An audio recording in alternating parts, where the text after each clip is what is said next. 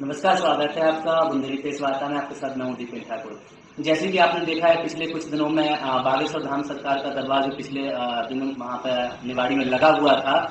उसकी जो आयोजनकर्ता थी रोशनी यादव जी, वो आज हमारे साथ मौजूद है। उनसे हम बात करेंगे और जानेंगे कि बागेश्वर धाम सरकार के बारे में उनकी क्या विचार है, निवाड़ी विधानसभा के बारे में क्या है। उनसे आपकी बात कराएंगे और आगे की उनसे चर्चा करते हैं। नमस्कार रोशनी जी।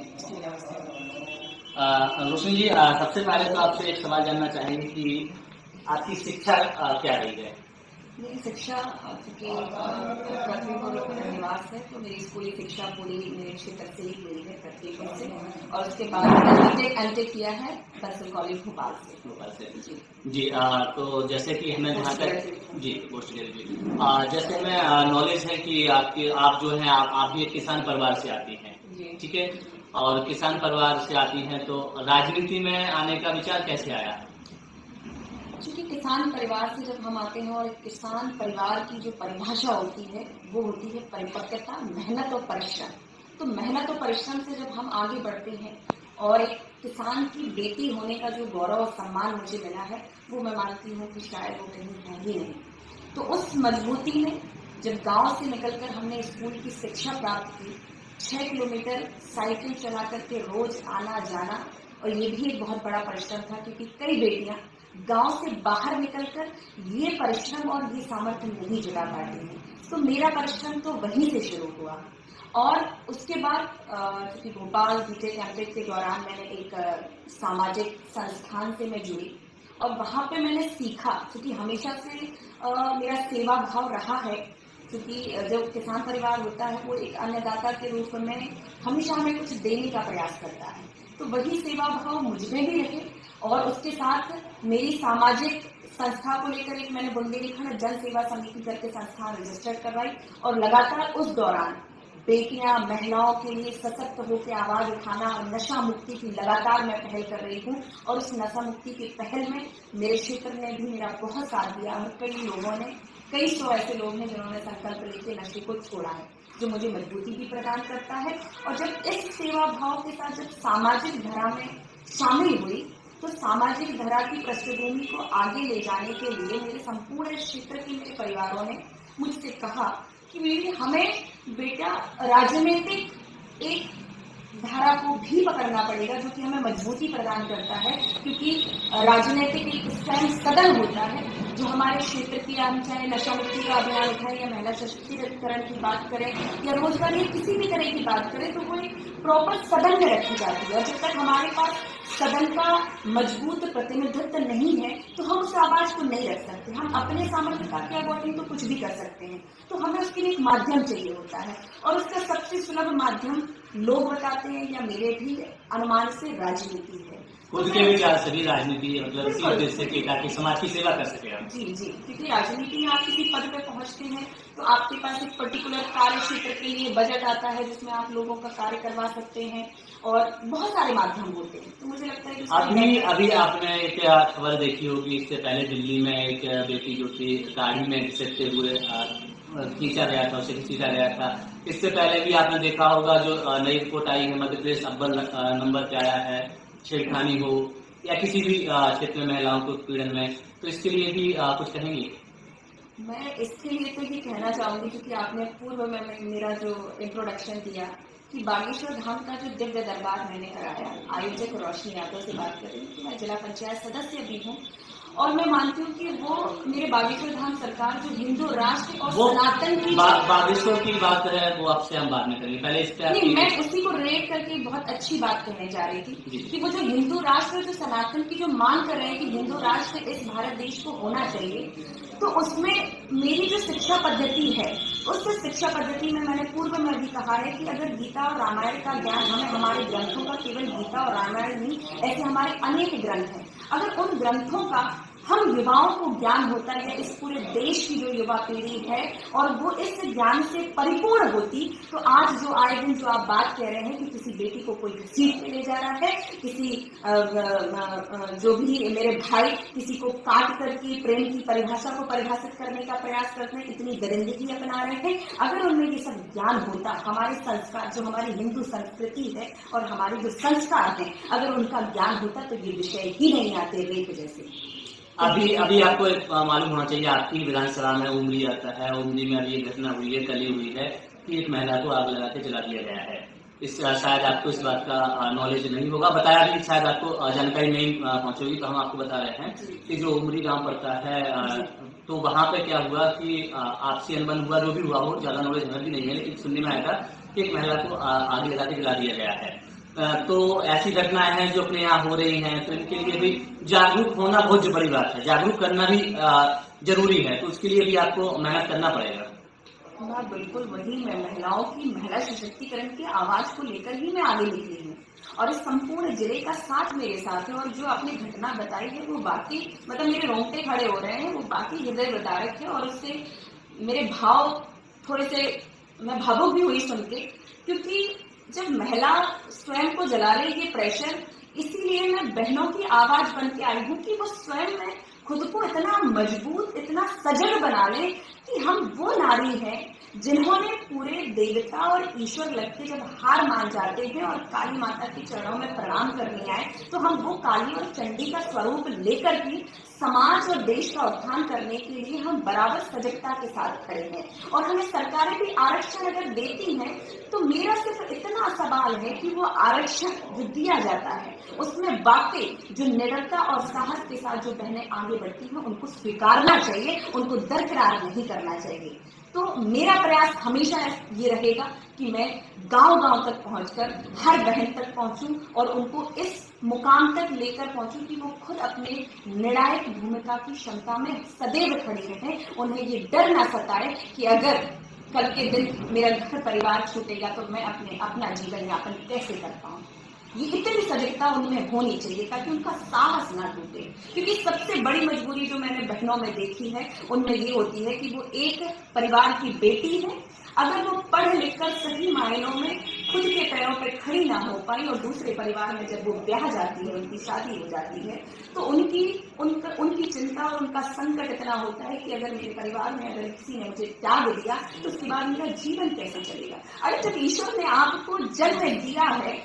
तो आपको जीने के मार्ग भी उन्होंने तय करके रखे हैं, तो हम खुद को बेचारा क्यों बनाएं।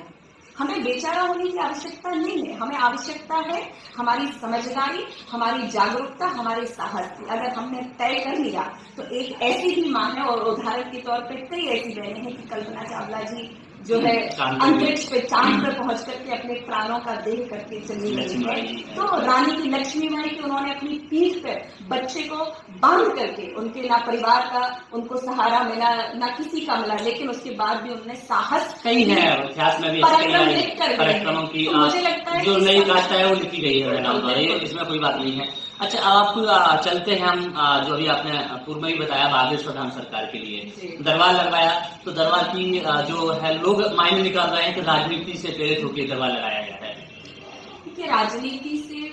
प्रेरित तो खैर कोई नहीं होता, क्योंकि हर जब जिस दिन से आप जन्म ले लेते हैं राजनीति उसी दिन से शुरू हो जाती है। अगर जिनको बहुत समझ है तो मैं मानती हूँ कि वो इस बात को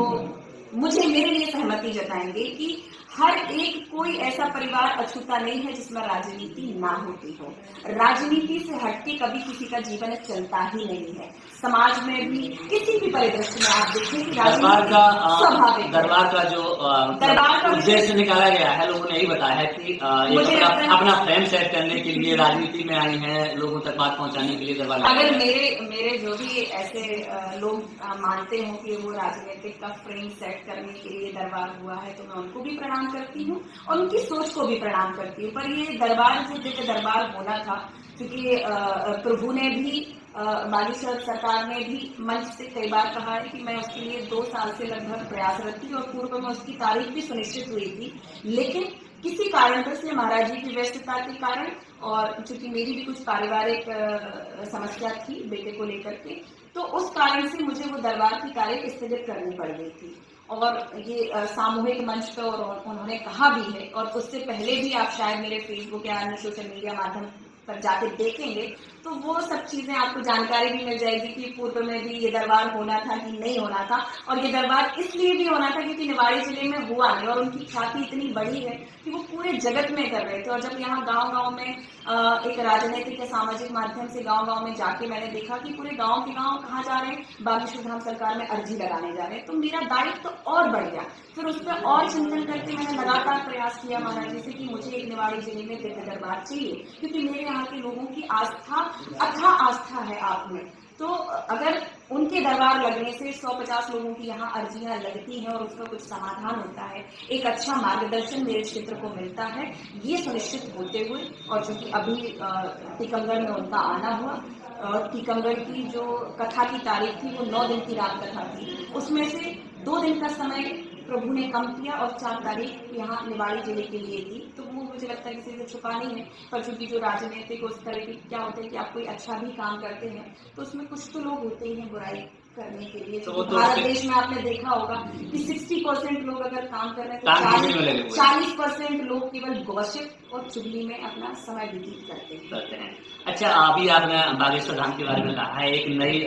बागेश्वर धाम की जो सरकार है पंडित हरिजन के शास्त्री, उनको लेकर विवाद कई खड़े होते हैं। इससे पहले जो नागपुर की संस्था थे श्याम मानव, उन्होंने भी एक चैलेंज दिया था कि हमारे बारे में बता दें। अभी एक नए जो आचार्य हैं, आयुर्वेद के ज्ञाता हैं जिन्हें कहा जाता है, और कई बीमारियों पर इलाज भी किया है, उन्होंने भी एक चैलेंज किया है बागेश्वर धाम सरकार के लिए कि अगर आप एक पर्चा बनाइए, एक पर्चा हम बनाते, अगर दोनों के पर्चे कंप्यूटर में डालने के बाद सेम निकलते हैं तो हम 1 करोड़ रुपया देंगे, अगर नहीं निकलते तो 11 लाख आपको देना होगा। ये मुझे लगता है कि वो तो श्याम मानव जी ने भी ऐसा कुछ चैलेंज रखा था और ऑफर दिया था, पर उनके ऑफर को तो स्वीकार नहीं किया था, लेकिन उन्होंने पूरे देश के ऑफर, देश की भावनाओं को जो है प्रणाम करते हुए मेरे बागेश्वर धाम महाराज जी ने उसको स्वीकार किया, और पूरी नेशनल मीडिया, मतलब जो पूरी कवरेज, और उन्होंने उनके सामने एक पर्चे की बात नहीं, उन्होंने कई पर्चे बनाए और उसमें पूरी स्पष्टता के साथ मीडिया ने, सबने। तो मुझे नहीं लगता है कि अब किसी के चैलेंज को उनको स्वीकारने की जरूरत है और प्रमाण देने की जरूरत है, क्योंकि जनता उस चीज को मान चुकी है कि बागेश्वर धाम सरकार क्या है, और हम सब भी, क्योंकि हम सब पढ़े लिखे लोग हैं भाई, हमें किसी अंधकार में जाने की जरूरत नहीं है। हम किसी धाम से या किसी मंदिर से जुड़ते हैं तो वो हमारी हिंदू सनातन की संस्कृति है। अगर हम किसी को प्रणाम करने जाते हैं, किसी में हमारी आस्था है, और हम सबके गुरु होते हैं। अगर हम स्कूल में जाते हैं तो हमारे गुरु होते हैं शिक्षा के रूप में। एक किसी हमारे अगर कोई आध्यात्मिक गुरु है और उनसे हम प्रेरणा लेके अगर अच्छी एक दिशा में जाते हैं तो इसमें क्या बुराई है। वहां पे लाखों युवा उनसे जुड़े हैं जो स्वयं में, आप इसका सर्वे करेंगे, मैं चली जाऊँ, मैं बता दूं आपको कि मोहनगढ़ क्षेत्र में चली जाइए, कई युवाओं ने गुटखा, तम्बाकू, लहसुन, प्याज तक त्याग दिया है। तो इसमें क्या बुराई है? मांस मदिरा त्याग दी, अरे भाई अच्छी चीज है ना कि हम शराब के ठेकों पे बैठ के हम दारू पीने से अच्छा है कि हम बागेश्वर धाम की शरण में जो है वहाँ आसरा लेके वहां उनको प्रणाम करते रहे, बालाजी को भजते रहे। ये ज्यादा अच्छा है कि ये अच्छा है कि लोग बुरी संगति में जाकर युवा पीढ़ी और जो है बार और ठेके में जाकर दारू पी के खुद को बर्बाद करें, परिवार को बर्बाद करें और बुराइयों को ला दें। मुझे लगता है कि ये माध्यम अच्छा है जो इस तरह के सवाल उठाते हैं। तो इसको क्या समझे, मतलब वो भी फ्रेम में आने के लिए, क्योंकि बागेश्वर धाम से कोई भी एक चीज विवादित बयान दे दो या उन्हें चैलेंज दे दो तो मीडिया उनको कवरेज करने लग जाती है। ये देखिए, ये विवादित बयान नहीं होते हैं, ये बयान होते हैं स्पष्टता और खुद की बात को ईमानदारी और सच्चाई के साथ रखना, क्योंकि ये साहस हर किसी में नहीं होता, ये हर किसी के बस की बात नहीं होती। आपने देखा होगा, मैं ये नहीं कहती, पर मैं पूरी ईमानदारी के साथ आज जो भी आप मुझसे सवाल पूछ रहे हो, मैं पूरी प्रखरता और पूरी स्पष्टता के साथ सवाल रखूंगी। और वही मेरे बागेश्वर धाम सरकार और महाराज जी भी हैं कि वो अपनी बात को पूरी सटीकता, स्पष्टता और प्रखरता के साथ जवाब देते हैं। उसको लोग विवादों में ले जाते हैं या जिस तरीके से भी फ्रेम करना चाहे, जो भी कहना चाहे, वो उनकी अज्ञानता है। तो अभी जो चैलेंज दिया है एक्सेप्ट करेंगे क्या महाराज जी? आप तो उनके खास और मतलब कह सकते हैं अनुयायी हैं, खास मानने वाली हैं, और उनसे नजदीकी संबंध जो है आना जाना आपका लगा रहता है, तो आपकी नजर में क्या होना चाहिए? चैलेंज को स्वीकार करना चाहिए ये वाला कि नहीं करना चाहिए कि पिछले चैलेंज की तरह ही निकल जाएगा?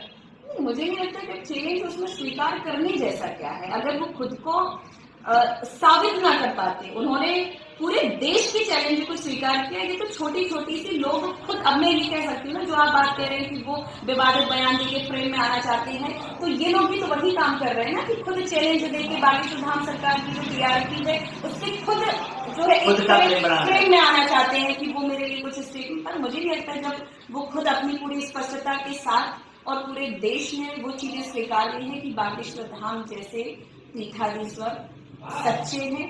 अच्छे हैं, और जिनको उनके साथ जुड़ना है, अगर वो अंधविश्वास से हटके अगर उनको मानते हैं, तो मुझे नहीं लगता है कि अब उनके लिए ये लगातार इस तरह के सारे लोग चैलेंज दिया है। मुझे लगता है कि उनको इस तरह की बातें नहीं करनी चाहिए। वो बहुत ही समझदार, मैं उनको भी प्रणाम करती हूँ, पर अब ये चैलेंज वाला समय खत्म हो चुका है। और मैं तो यही, मतलब इसके माध्यम से अगर प्रभु मेरा ये इंटरव्यू देखे तो मैं भी यही कहूंगी कि वो बिल्कुल इन सब चीजों से हटके जो काम कर रहे हैं वो हिंदू सभ्यता के लिए और हमारे देश के लिए, उसमें सबको जुट जाना चाहिए। अच्छा, अभी आपने देखा होगा एक वीडियो वायरल हुआ था, गुरुजी के जो छोटे भाई थे अनुज थे, कट्टा लहराते हुए वीडियो सामने आया था। एक दलित परिवार की शादी में जाने के बाद विवाद हुआ था, FIR हुई, उनका विरोध भी हुआ। तो इस पर क्या है, जब घर का ही कोई व्यक्ति इस तरीके के गलत रास्ते पर चला जाए तो क्या कहेंगे? देखिए, जब कोई बहुत ही एक प्यारी ऊंचाई के साथ आगे बढ़ता है और जब उसके बहुत सारे अनुयायी हो जाते हैं, तो एक अलग से एक पूरी टीम कह लें या कुछ असामाजिक तत्व, आपने देखा हो कि राजनीति में भी सामाजिक, मैं वही चीज कह रही हूँ, सामाजिक धारा में भी, और इससे पहले भी मैंने उस पर स्पष्ट शब्दों में कहा है कि एक असामाजिक तत्व की एक पूरी धारा उसको बुराइयां देखने में लगी रहती है। तो वो जो विषय था, चूंकि उससे पूर्व में मुझे नहीं पता था कि वो क्या विषय है, लेकिन चूंकि वहां पे भी कुछ ऐसा कार्यक्रम पूर्व में चल रहा था कि कुछ वहां पे अभद्र तरीके के गाने चल रहे थे, जिसका उस भाई ने रोकने का प्रयास किया, कई दफा रोकने का प्रयास किया, लेकिन उनके द्वारा नहीं माना गया, क्योंकि सब वहां पे नशे में धुत थे। ठीक है, इस तरह की कार्यशैली वहां चल रही थी, और चूंकि अगर वो गलत है तो मैं बिल्कुल शासन में सबके साथ हूँ, उस पर रोकने का तरीका गलत नहीं होगा, कट्टा लेने किसी घर में कुछ जाना नहीं, वो बिल्कुल गलत है। उस चीज को मैं तो उनके होना चाहिए, पर FIR होना चाहिए। लेट, बहुत दिन लेट, तो आज के समय में अगर कोई कर दे, हम भी अगर कर दे तो अभी करे, घंटेवाल FIR लिख जाएगी, लेकिन उनके लिए 4 दिन बाद लिखी गई, उनके लिए 4 दिन बाद लिखी गई। हाँ, तो 4, मुझे लगता है कि मीडिया ने भी तो सोते हुए जागते, जब पूरा कार्यक्रम हो गया, जिस कार्यक्रम में मुख्यमंत्री आए हैं, जिसमें विपक्ष के उप मुख्यमंत्री भी कार्यक्रम में पहुंचे, तो उसके पहले मीडिया भी हमारी सो रही थी क्या? मीडिया को भी उससे पूर्व में उस घटना को उठाना चाहिए। जब कोई ख्याति पाता है उसके बाद ही क्यों मुद्दे उठकर आते हैं? वो तो नया मुद्दा है ना, नया वीडियो तो नया ही था, अभी का ही है। हाँ, मैं नहीं, वो उसके पूर्व का कार्यक्रम के पूर्व का विषय था वो, लेकिन वो हाईलाइट हुआ उस कार्यक्रम के बाद, जब एक अच्छे कार्यक्रम ने स्वरूप दिया। और मैं बिल्कुल इस बात से सहमत हूँ, अगर वो गलत है तो उस पर FIR भी होनी चाहिए, कार्रवाई भी होनी चाहिए, और अगर वो गलत है तो सजा भी मिलनी चाहिए। मतलब मैं इस पक्ष में नहीं हूँ, ना मेरे महाराज जी इस पक्ष में है, उन्होंने भी इस पर कोई स्टेटमेंट नहीं दिया। जो गलत है, गलत के साथ वो भी नहीं, चाहे वो परिवार का मेरा स्वयं का भी भाई हो, मैं भी उसके साथ नहीं, क्योंकि मैं एक राजनीतिक और सामाजिक जीवन में मैं सबकी बहन और सबकी बेटी हूँ। तो इस चीज को मैं कभी जीवन भर में भी कभी बढ़ावा नहीं दूंगी। और हम ये भी नहीं कह सकते कि क्योंकि मैं राजनीति और समाज सेवा के भाव को रखती हूँ तो वही भाव मेरा भाई भी रखता हूँ या कोई भी, तो सब समान नहीं है, सबके अलग विचार है। तो उससे वो तो आपने भी रामायण में भी है, विभीषण, आप देख रहे ना, हाँ, वही जो है लंका में वहीं पे रावण पैदा हुए, वही विभीषण जो राम की गुणगान करते करते नहीं थकते। तो फिर मुझे नहीं लगता है कि इसमें कोई विषय। जी।